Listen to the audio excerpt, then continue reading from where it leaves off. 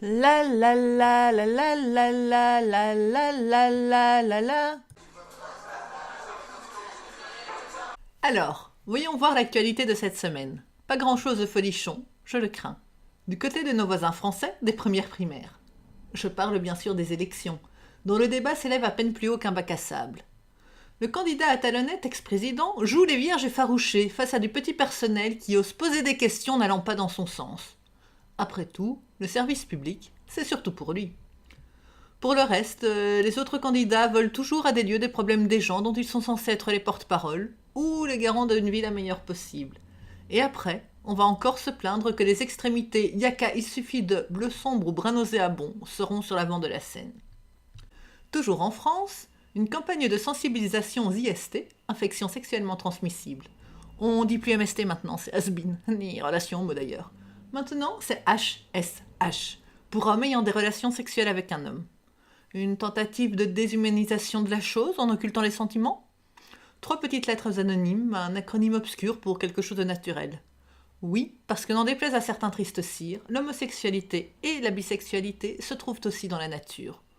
Ou alors, peut-être que je me fais plus catholique que le pape, va savoir.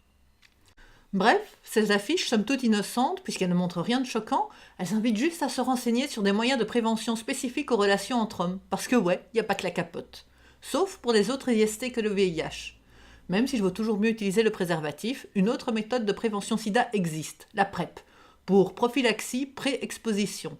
Mais elle n'est pas fiable à 100% et surtout super contraignante. Et pas anodine, ça reste des médicaments.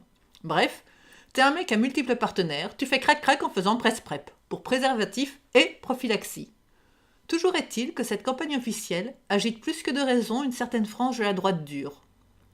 Pour finir, Hibernatus, c'est pour bientôt.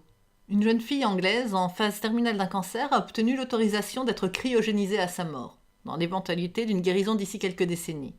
Chose faite quelques jours après son décès.